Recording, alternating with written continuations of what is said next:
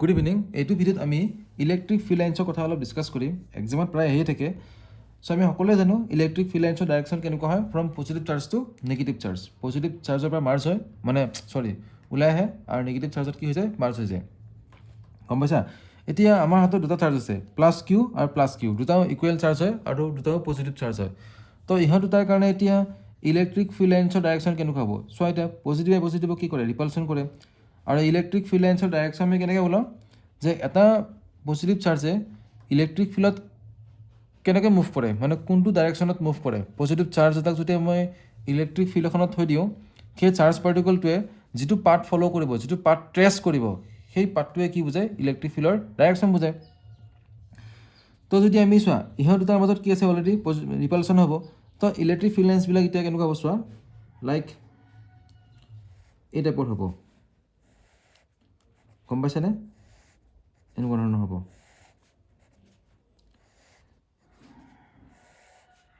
তেনেকৈ ইফালেও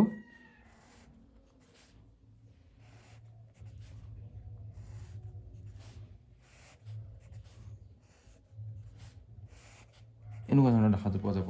ঠিক আছে, বুজি পাইছা তোমালোকে? তো এবাৰ আমি চাম দুটা ইকুৱেল চাৰ্জ আছে বাট অপজিট চাৰ্জ হয়, প্লাছ কিউ আৰু মাইনাছ কিউ। তো ইহঁত দুটাৰ কাৰণে এই চাৰ্জ দুটাৰ কাৰণে ইলেক্ট্ৰিক ফিল্ড লাইন্সৰ ডাইৰেকশ্যন কেনেকুৱা হ'ব? তো পজিটিভটো ক'লৈ যাব, নেগেটিভলৈ যাব, এনেকুৱা একদম নৰ্মেল হ'ব এইটো।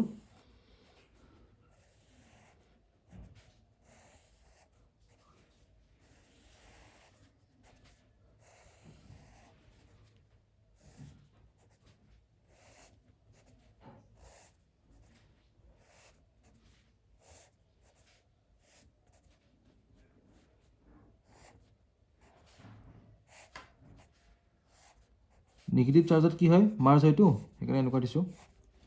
বুজিলা?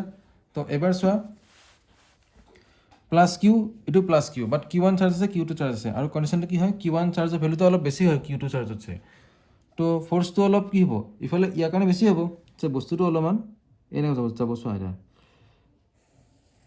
এই টাইপ যাব অলপমান।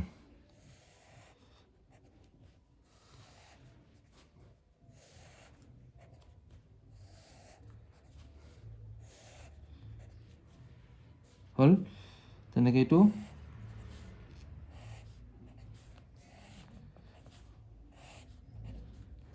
ঠিক আছে। বুজিলা তোমালোকে? Thank U.